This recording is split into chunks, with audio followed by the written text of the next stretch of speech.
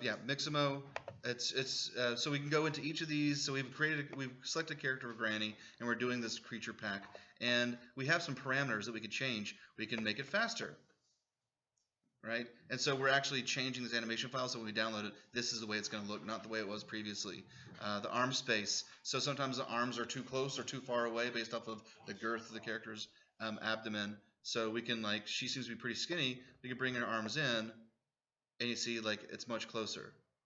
So we have some parameters here. We could change some of this stuff to make it a little better. And then it seems to be there's some longer and shorter stuff, and then we can mirror it so she turns the other way.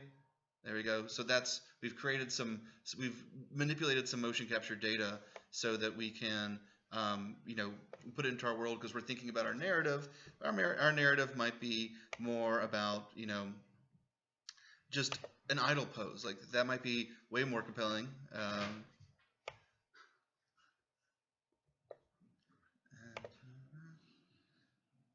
So this is samba dancing, and if you guys know what a idle is, that's just breathing, right? That's just them there breathing. And we're going to learn how to download these and import them into Unreal, and we're going to just take the animation files and put them at key places in our world, and then we can take some screenshots or some video, and then we can come up with, like, a little bit of narrative. Why is this person standing next to this thing? It's all about creating these 1-sentence, 2-sentence narratives for our characters. So we have this entire pack, and we're going to add it to my assets. Can you download, let's say, this asset with a dance, let's say, and then I have my own character with maybe some points that figure out the character's stable. Anyway, I'm trying to ask, can I use the animation with my own characters? So you can upload your own characters, and I'm going to show that in a second too. Yeah. Cool. So we now this whole pack, and I'm just going to queue the download, and we can download it and put it into Unreal. FBX, we're using FBX. T-pose, this is a very important thing that I teach in my motion capture class. This is kind of a zero rotation of all joints and bones, and it's really important to have a character in T-pose. If you're modeling something from scratch, you want to model like this. This is also called A pose, often used as well. T-pose is the easiest to use it. It keeps all the different extremities as far away from the body as possible, the core body. And then all the other default settings are fine. We're going to queue the download, and then we'll be able to download it and put it inside of Unreal. So it already has some characters. That's great, but we want to create our own characters. We want to have the control to make something custom. And part of this Adobe Creative Suite is now a product called Fuse. And Fuse you can download a preview for. I think it might be free even if you don't have a subscription. And you can create this kind of video game-esque looking character here. You start off with assembling the different parts. So we have a head. We have a female head with a male torso, because this is the 21st century, and we accept all body types, and yeah. I told you I don't make art in the class. I demo tech. I don't make art. So now we have this got really weird, really quick. Yeah. So as I'm just clicking on them and I'm going to the next thing, and then you see here I can come back here and I can edit them on the side. We can, maybe we want to start doing things to the wrists and shoulders and hands. A bunch of sliders. We can randomize all these things, see what happens. Doesn't seem to be doing much for us. Maybe they're cold and we need to put some custom clothing on. Like, this is wow. Just wow. I mean, I don't make art, but this is really bad. And then should we want to put a custom texture on the clothing? We have a custom texture. We can load some custom textures. It's actually a tutorial for that. I'm as happy as I'm going to be with this. So we're going to save to Mixamo as Todd class 5 and save it. And then it's exporting it to temporary file. It's going to do whatever. Okay, great. Okay, seems awesome. It's packaging my character for the Mixamo pipeline. So it's sending the model directly to the server. It's connected because I've logged into both the website and to the Adobe CC. And like what happens on motion capture class, I'm gonna be logged in, and you guys are gonna upload all your stuff to and I'm gonna have this giant database of all your crazy characters, and it's funny. So it's preparing the model for rigging. I hope we get to do the rigging process together. If not, we'll make another one. Okay, so we're in Mixamo. Great. So this is the auto rigger. This is an amazing tool for putting a skeleton inside of a character. So we should know that until recently, the only way you can move and deform and animate a character is by doing bone deformations. It has to be a skeletal mesh. We've only really dealt with static meshes until now. This is the skeletal mesh. So we have it has different skeletons. Like we could do have no fingers, so it's just flippers. We can do 2 chain fingers, 3 chain fingers, like different. We're just gonna go ahead and do a standard skeleton so that it has articulated fingers, and this way it has animation on there. So if I had a character that didn't have a skeleton, I imported it, it would have generated a skeleton for me. I just tell it where my wrists are, where like the head is, and then it gets me right here. So this is a great tool if you want to create a character in Tilt Brush and Medium and Quill. We can see if we can import it there. Otherwise, like I might be able to let's see real quick. I'd love to try that. Instagram. So like last year, I made this character and I put motion capture data on it. Like it's just like I just brought in something and I traced it, and there you go. It might not recognize it, and you might need to make a custom rig. And this is actually the zombie pack. This is a scared zombie. We might need to do a custom. Yeah, go ahead. Sorry, can you talk again about how you export it and rig it? From Fuse or from? Tilt Brush. So from Tilt Brush, you can bring in models. So I brought in a standard just mesh, and then I traced it in 3D. I just went around and kind of traced it like a loose mummy, and then I just exported this as one mesh, and then it was because it's such it's not really a dense mesh. I had to actually rig this by hand in Cinema 4D, and I'm gonna teach that next week. For right now, let's just use Fuse, and we're gonna use another one called Make Human. Let's make it kind of more of a standard thing, and then we'll make custom stuff next week in Tilt Brush. Just because we ran out of space today because of all the technical difficulties. So anyway, I have this character and it's ready to go. It's like looking around. It's like what, where?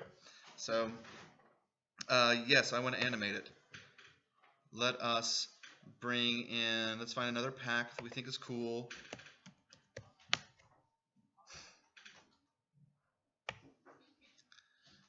And it's a not so scary zombie pack. Mixo did the rigging. Fuse did the character design.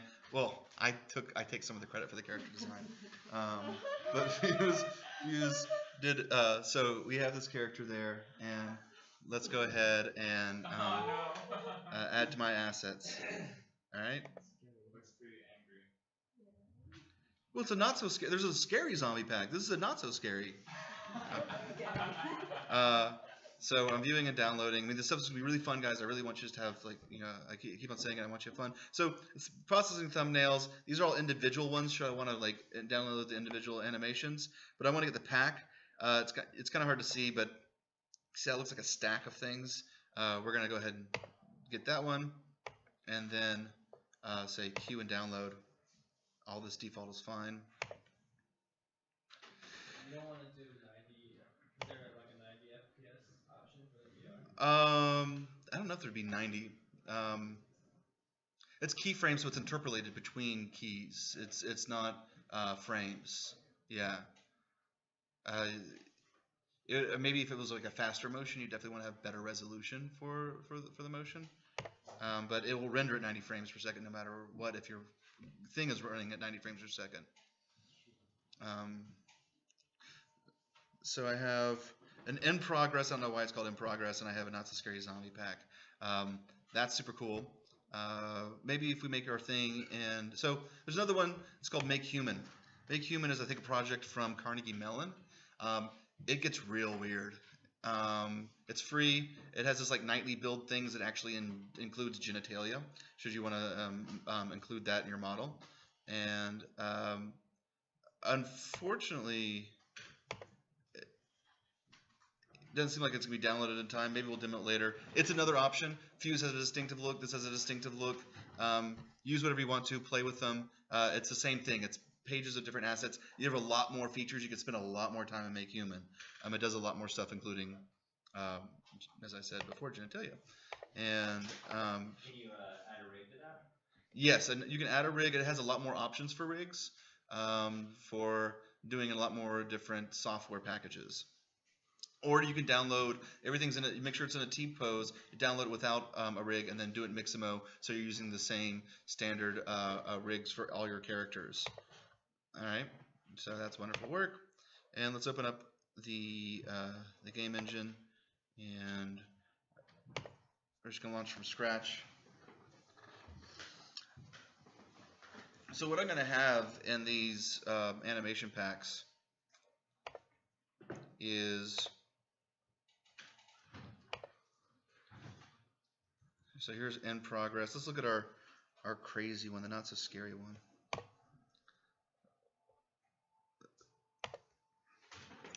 So in this folder, okay, let's do one thing at a time. Well, new project. I'm just going to call this data Unreal projects.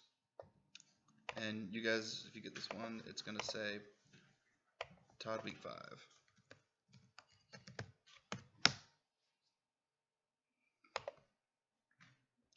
Let's look inside of our folder for Not So Scary Zombie Pack. So what we have is the name of that's the name of the file right there. It's usually the bigger, that's the name of the model. That is the largest file in this folder.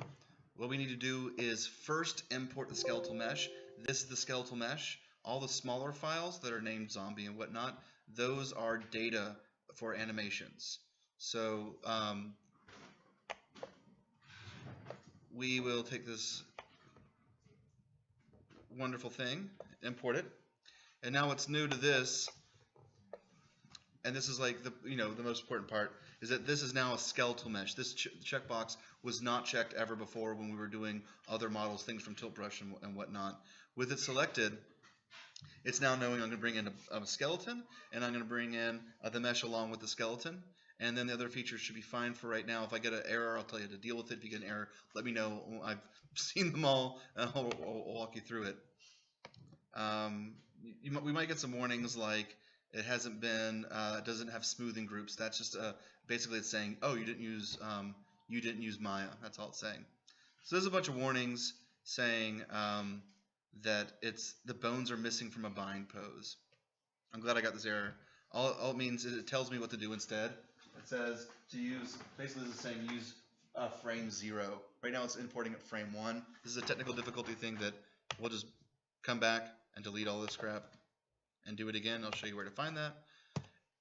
And that should be the only error message you might get. One more time.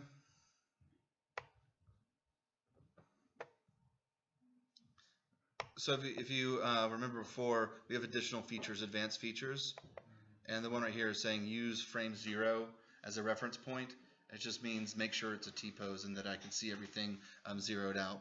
There might be some kind of animation on there, some sort of some unclean data. So just doing that, we won't get the error about, or those were warnings. We won't get the warnings about that. We get the warning. I was just testing to make sure you're paying attention. Jeez.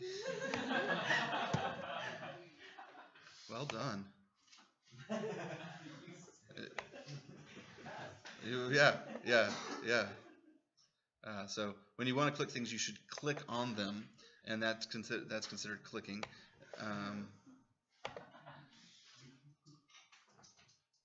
And then later on, I'll be telling you how to tie your shoes. That's okay. The solution is to get Velcro. Yeah. So I'm going to save all these things. And it brought in all these different textures and it composites, and it makes a skeleton. And let's take a look at that. Our static meshes were underlined blue, and the skeletal meshes are underlined pink. This right here that I'm highlighting over, which you can't see right there, is a skeletal mesh. Okay.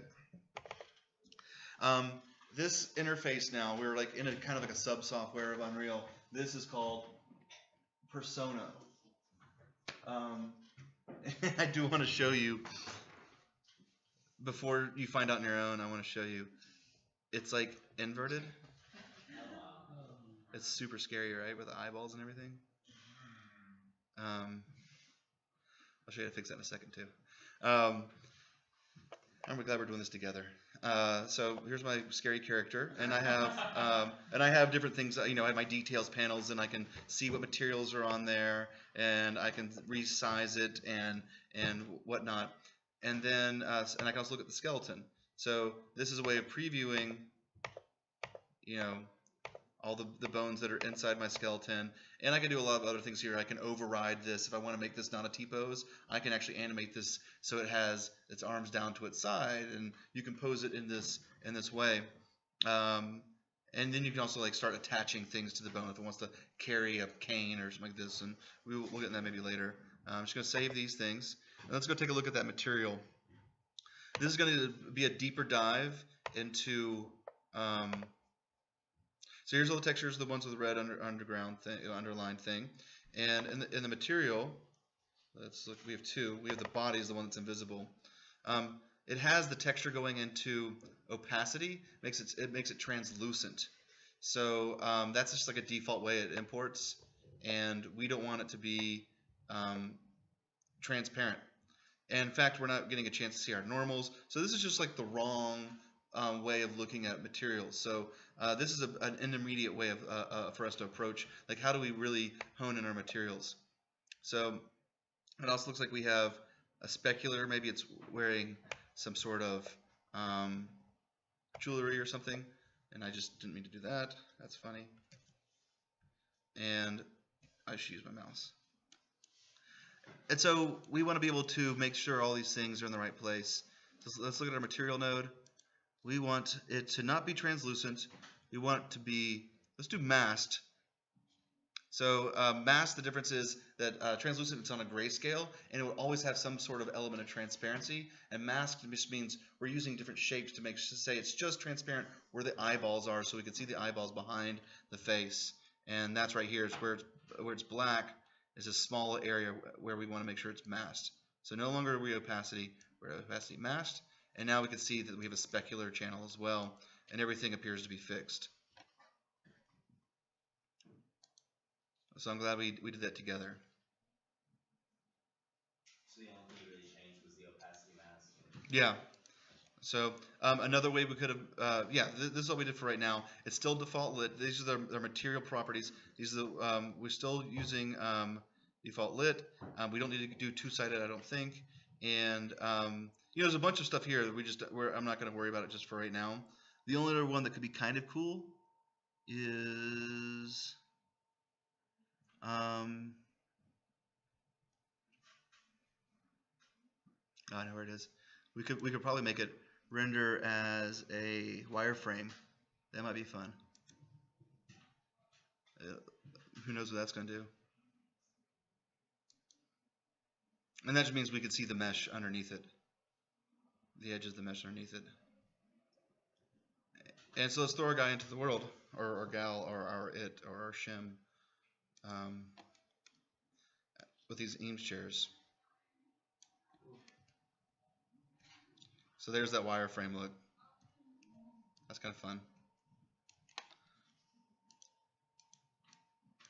Oh, I forgot to put on hair. Well, you know. So we can see, so this thing right here where the mouth is, it's called a mouth bag.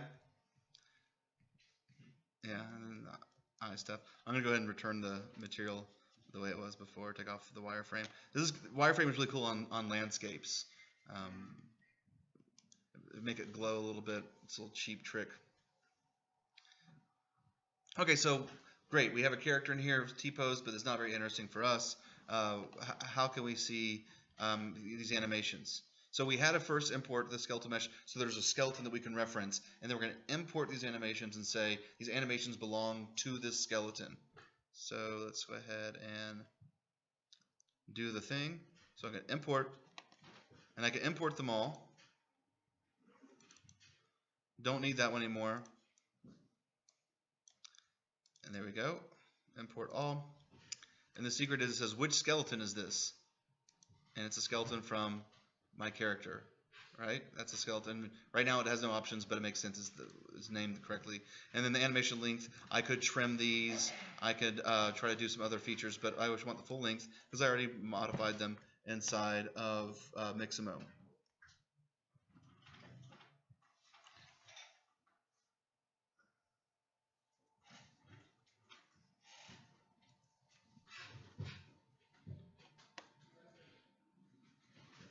Great. So now if I go back to Persona, it has another tab. Or it should have. Let's go back to Persona this way. It now has another tab for animations. Alright, so now I can preview all these animations. That's a great one. And you could do things like apply compression, all this other kind of stuff. You can try to break them and do everything. But basically just our list of animations. You can preview, and it has some other pretty interesting features. And that the C-Express has notifies here. If I wanted every time the hands come down and it smashes, if I want to put an explosion there, I can just kind of drag forward. Is it right there? Right? Yeah, it's right when it's right there. Boom. Alright, I'll right click. And I'm going to play a particle effect. So it can play a sound and it'll play a particle effect. And then every time this animation's triggered, it'll play that particle effect. I don't have to worry about doing it in blueprints. It's just always paired here. So let's see if I have the starter content. I'm going to select on here. And I should therefore have, yes, explosion. All right, so let's see what that looks like. It's going to be at 0, 0, 0. It's going to be right at its feet, right? But we kind of want it to be on maybe on the hand. We want it's exploding. It's holding, you know, some sort of firework or something like that. So we want to reference a socket.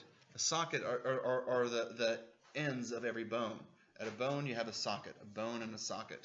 And that's why we needed to know which one we wanted to grab. So let's say it's the left hand, and it's on the left hand middle finger. So it's at the very tip. Going back over to my animation, the socket name, I start typing left hand middle for, and I can reference that. So now let's hit play. Boom. We're not quite sure if that worked or not. Let's just put it on the head just to make sure that we're doing it right. We want to make sure that you guys are owning this. So now it's going to be at the very top of the head. Let's go back. There we go. That's good stuff, right? Yeah. This is like thing. I don't know if you guys see this episode where they create like the frog that doesn't want to be and it throws up. Like I feel like I created some sort of thing that shouldn't exist. So I can either take this guy and say use an animation asset, right? And then choose that one that I just had, which was I think zombie attack. Let's just say zombie attack. Boom. And if I hit play, there we go.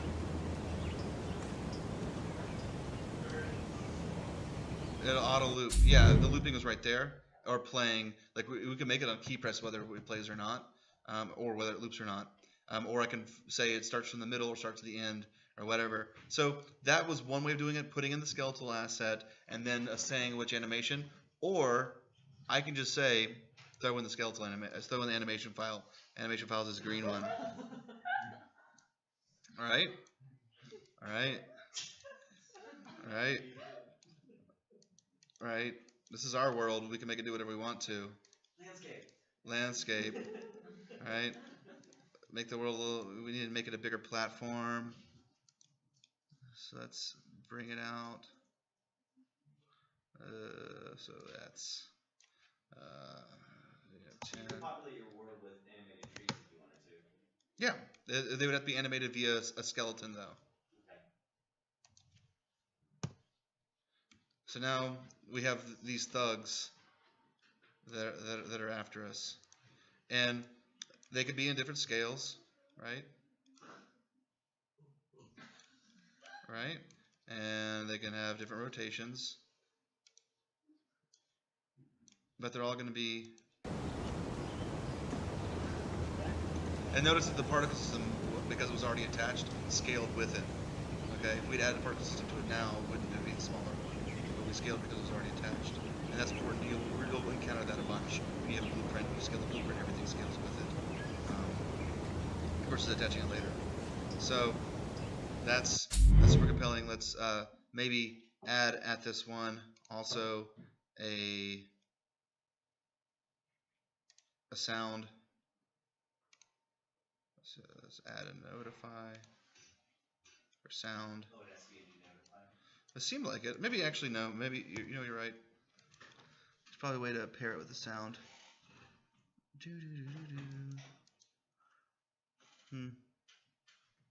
I thought sound was already built into the particle system, part of the steam lit ambient dust. But anyway, so we now have an animation. We now have a particle system on the animation, and we know how to fix the materials from Mixamo. The one last thing is if this now Mixamo didn't install, so we're not gonna worry about that for right now. You guys can have it and have fun with it, and yeah, that's all we really need to do today. Is the one other thing you can mess around with is if you go into animations, there's some other kind of assets, and you can start blending and pairing things. There is a so we're going to create an asset. You have what's called like a animation montage. This was a way to kind of stack a couple together. So it does two things. So here it's going to move to another one. It's not fluid. I'll teach you how to do transitions later. But there's a way of doing timeline, and there's a really cool thing called a blend space. And a blend space is how you go from a standing to a walk to a run. So let's say I have walking in the center, and then I have idle at the front, and then I have running at the end. So if I could preview this, save.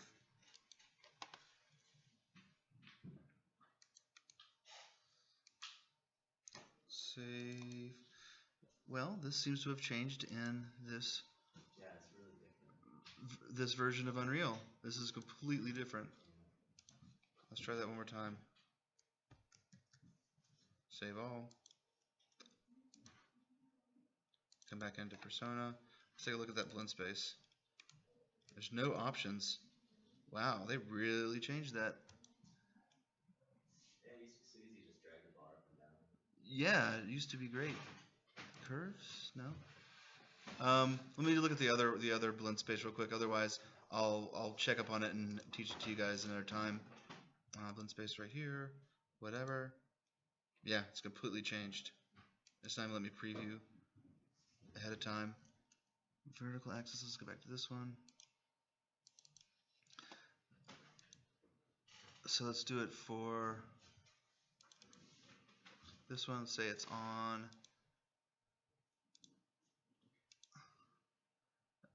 horizontal axis.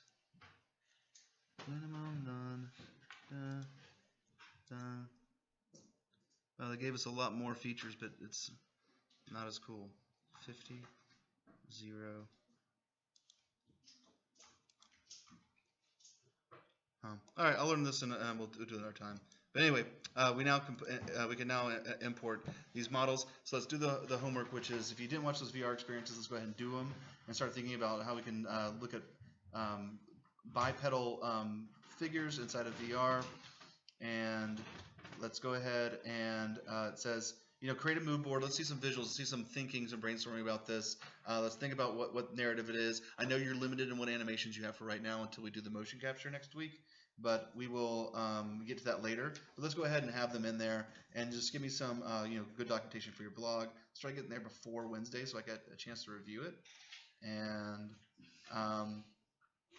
yeah, and then just throw these animations places, and let's get some cool documentation, and start thinking about the fact that in 2 weeks, so we're going to learn how to do motion capture and do custom animations, and then we're going to be sharing, and you guys are each going to be presenting your own virtual worlds with characters based off of your custom animation as the midterm for this class. Everyone's working by themselves and getting equal experience doing Unreal. So does anyone have any questions about the skeletal mesh process or the creation or the homework assignment? For the